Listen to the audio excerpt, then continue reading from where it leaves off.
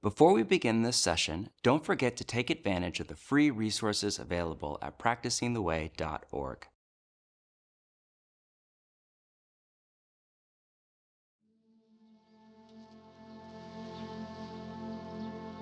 Jesus once said, "In this world you will face trouble."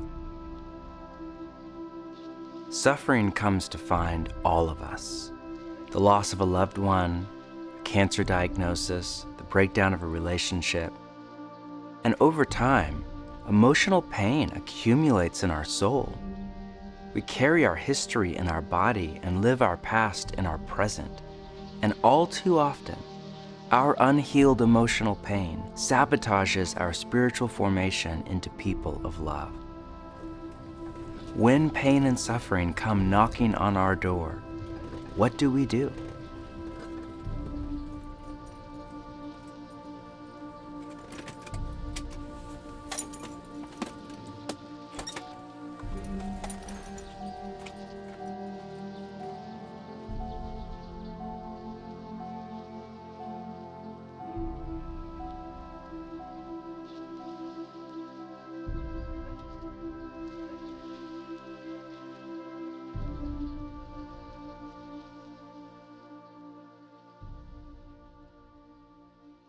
We left off last week with the practices of Jesus, ancient spiritual disciplines by which we open our life to God.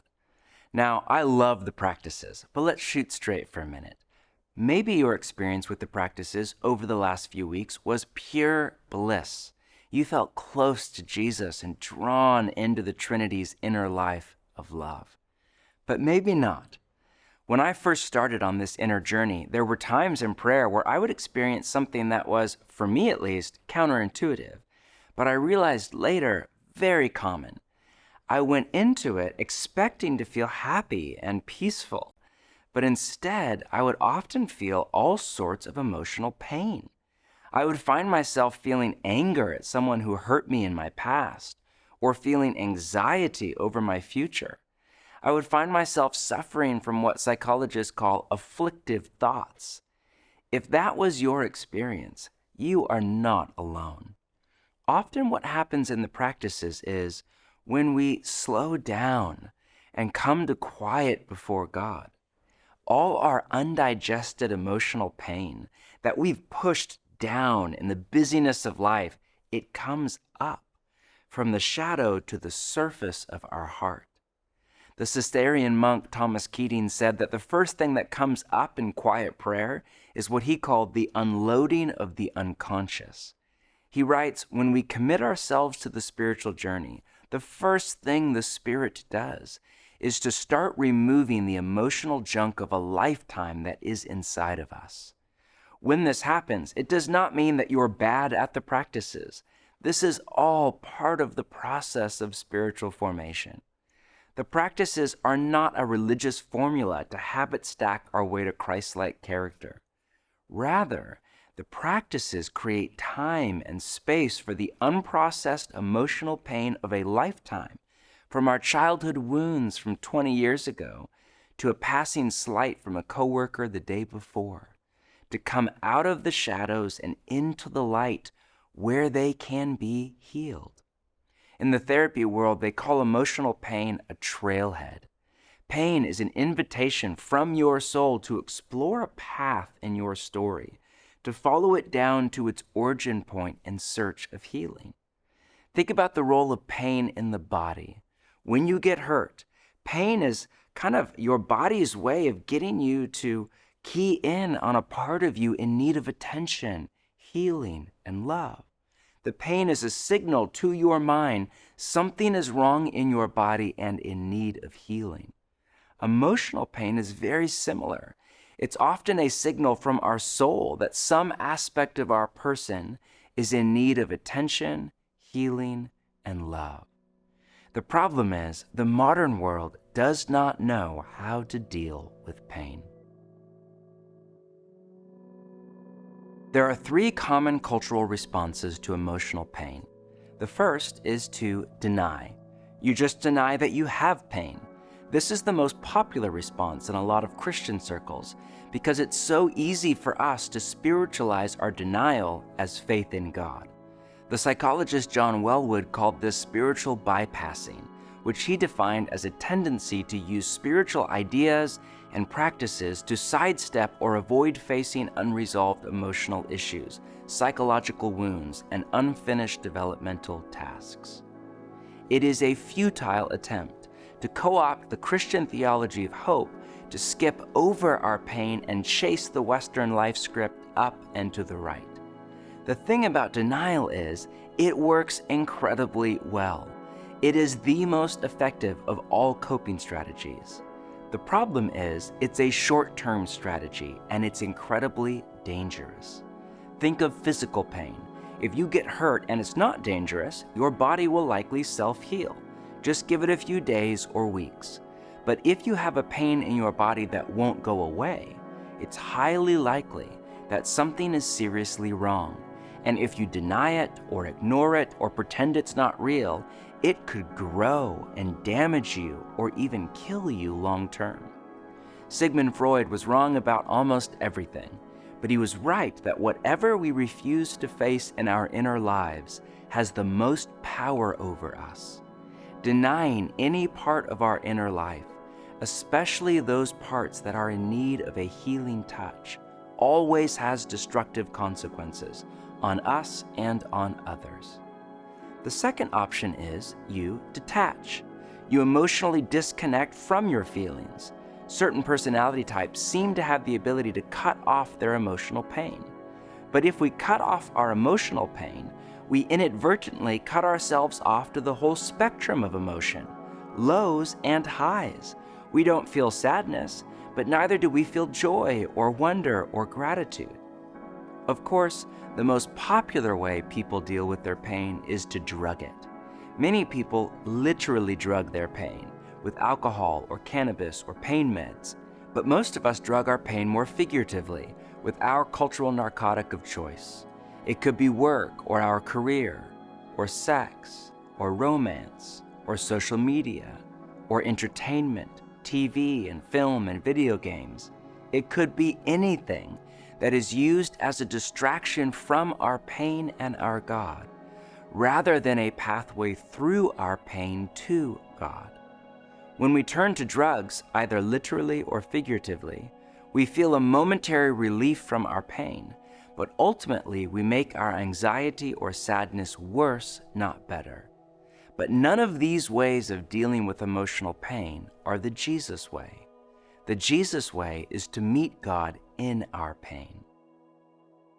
What does the Jesus way look like? Let's read from Matthew 26, which is arguably the most painful moment in Jesus' life. It's the night before the cross, when he's feeling the weight of what's coming: Judas' betrayal, his best friend's denial, his disciples' abandonment, his coming rejection, humiliation, torture, and brutal death. What does he do? Does he deny it? It's okay, God has a plan, other people have it way worse. No. Does he detach? It is what it is. No. Does he drug? Hey guys, let's go out for one last night on the town. No. He goes to a quiet place with his closest friends that he can share anything with. And then we read this. Then Jesus went with his disciples to a place called Gethsemane, and he said to them, "Sit here while I go over there and pray." He took Peter and the 2 sons of Zebedee along with him, and he began to be sorrowful and troubled. Then he said to them, "My soul is overwhelmed with sorrow to the point of death. Stay here and keep watch with me." Going a little farther, he fell with his face to the ground and prayed, "My Father, if it is possible, may this cup be taken from me, yet not as I will, but as you will." Notice the line, he began to be sorrowful. Jesus intentionally makes space for all of his feelings of sadness to come up, and he meets God in his pain by offering his feelings up to God in prayer. This practice, what has come to be called lament, is a key feature of what the pastor Pete Scazzero calls emotionally healthy spirituality. Scazzero's thesis is that it is impossible to be spiritually mature while remaining emotionally immature. But emotional health doesn't mean you're happy all the time. Jesus was the most emotionally healthy person to ever live. And in Luke's version of the story we just read, Jesus begins to sweat blood, a medical condition called hematohydrosis, which is brought on by extreme duress. Emotional health means, one, you're aware of your feelings. You have the capacity to notice and name your inner life in a spirit of welcome and gentleness. And two, you're not run by your feelings. You have the capacity to sit with your feelings and let your body process them before God in prayer without them causing you to behave in unloving ways. Psychologists call this emotional regulation, and the New Testament calls it self-control. But to become emotionally healthy means we have to go on the inner journey, as some call it, to meet God in our pain. We have to learn how to pray our pain to God and share our pain with each other. This is why so many find therapy to be a key part of the inner journey. Processing our pain with an older, wiser, loving soul can be deeply healing. But through practices like silence and solitude and prayer and therapy and friendship, we make time and space to process our pain and suffering with God and our community. This is often a slow, painful process, but it is the crucible of our formation. Pain and suffering are inevitable in life. Again, Jesus said, "In this world you will face trouble," not may, but will. There is no version of your life where you do not feel emotional pain. The Jesus we follow was himself betrayed, abandoned, falsely accused, unjustly treated, and murdered. The prophet Isaiah called him a man of suffering and familiar with pain. The writer of Hebrews said, "We do not have a high priest who is unable to empathize with our weaknesses, but we have one who has been tempted in every way, just as we are." And while few of us have ever experienced the level of trauma that Jesus did, we have all been hurt, wounded, and thrown into trials and tribulations. Left unhealed, the unresolved emotional pain of a lifetime will sabotage our spiritual formation into people of love. If we allow hurt and anger and bitterness and fear to fester in our soul, it will undermine our best intentions to become like Jesus. Hurt people, as the saying goes. Psychologists give us categories like trauma, attachment, emotional triggers, and more to name the unhealthy patterns that arise from pain and suffering, and in turn ruin relationships and block our transformation. But there is good news. Jesus went on to say, "Be of good cheer, I have overcome the world." Because of Jesus' incarnation, crucifixion, resurrection, and ascension, no pain and suffering is meaningless as it is in a secular worldview, because death and all his friends have been overcome by Jesus, which means the very pain and suffering that can sabotage our spiritual formation can become the secret to our spiritual formation. Our breakdowns can become our breakthroughs. The risen Christ has the power to take any evil, no matter how heinous, and use it for good. Nothing is wasted. As Paul writes in Romans, we know that in all things God works for the good of those who love him. James says it this way, "Consider it pure joy, my brothers and sisters, whenever you face trials of many kinds, because you know that the testing of your faith produces perseverance. Let perseverance finish its work, so that you may be mature and complete, not lacking anything." Peter adds this, For a little while you may have had to suffer grief in all kinds of trials. These have come so that the proven genuineness of your faith, of greater worth than gold, which perishes even though refined by fire, may result in praise, glory, and honor when Jesus Christ is revealed. Do you see it? The very pain that we all want to deny or detach from or drug is the pathway to our transformation if we, like Jesus, will only meet God in our pain.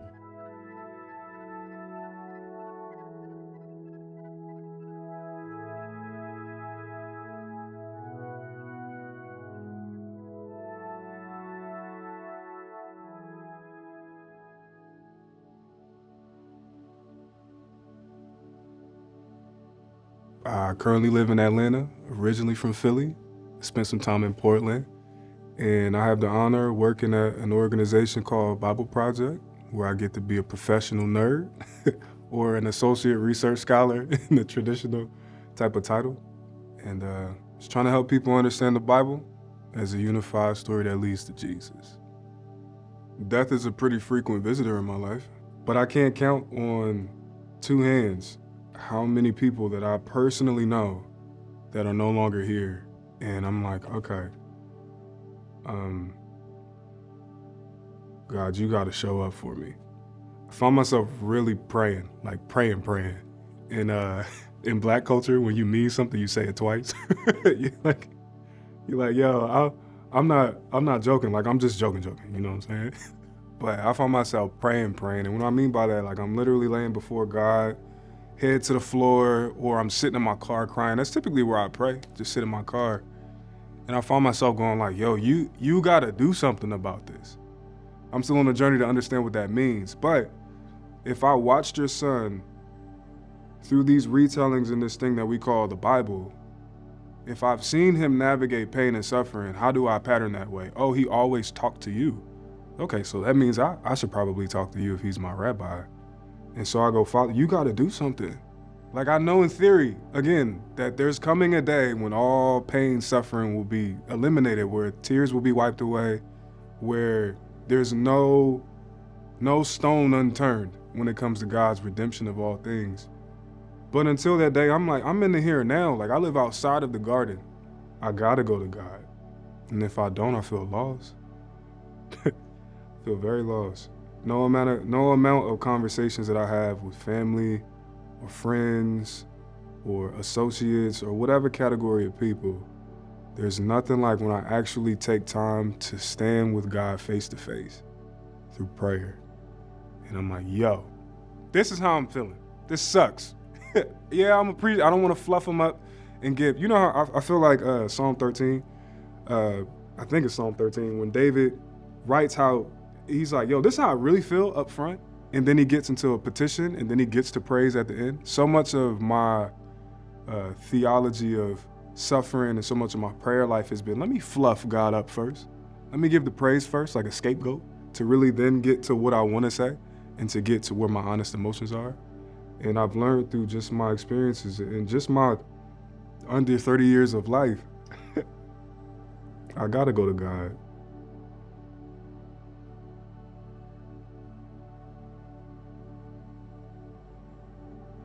Touching on our emotional pain can bring up quite a lot. You may be feeling things right now that you've pushed down for many years or are painful to hold. So we want to give you a chance to share openly and let others hold your pain with you. You may not be ready for that, and that's okay. Just be as open and as transparent as you can. Here are a few questions to guide your conversation. First, can you tell one story of a painful experience you've been through that has been used for good in your formation? Second, how have you experienced God in your times of pain and suffering? Third, which of the 3 responses to emotional pain are you most inclined towards? Deny, detach, or drug? And what does that look like in your life? And fourth, what could it look like for you to reorient yourself to the pain in your life as an opportunity to be formed by God? Now let's have a conversation.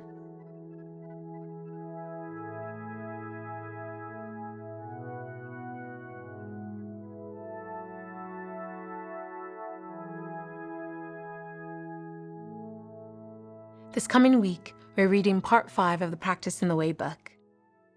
In your companion guide, you find extra resources to go further, but go ahead and open to session 5 as we prepare for this week's spiritual exercise.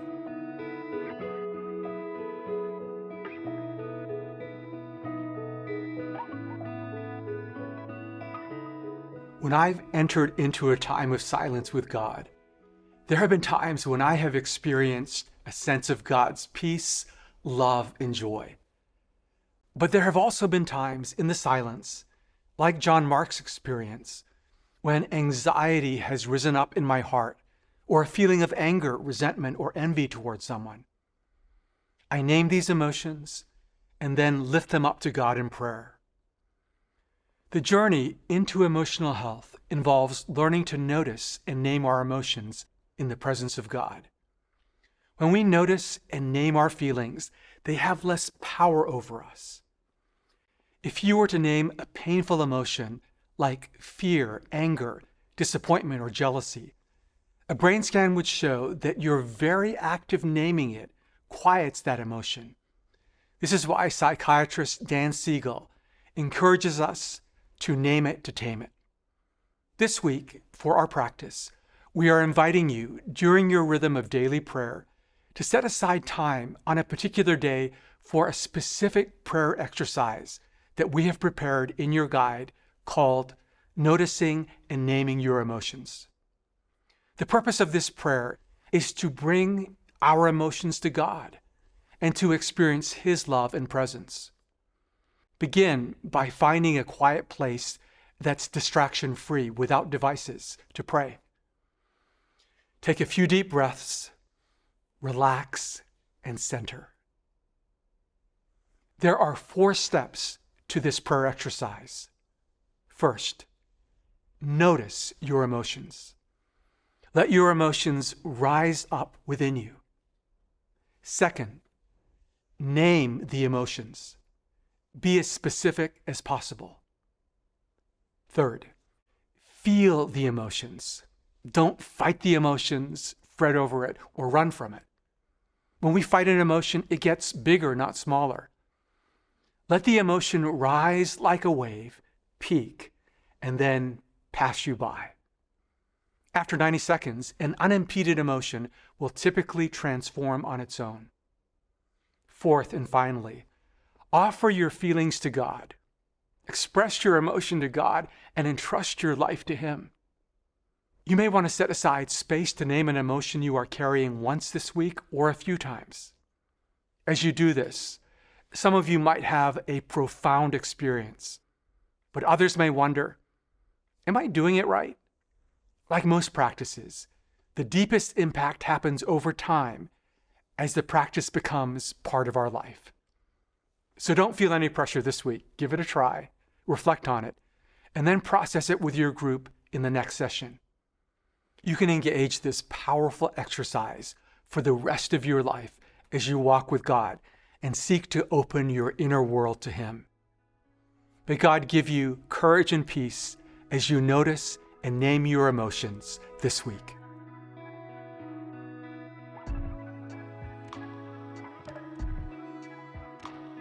In this episode, we covered these key points. The practices are not a religious formula to habit stack our way into spiritual formation. When we slow down and come to quiet before God, often the first thing that comes up is emotional pain, as our soul begins to process and discharge all the pain and suffering of our life. There are 3 primary ways people deal with pain: deny, detach, or drug. But the Jesus way is to meet God in our pain. Left unhealed, emotional pain can sabotage our transformation. But if we open it to God, it can become the secret to our transformation.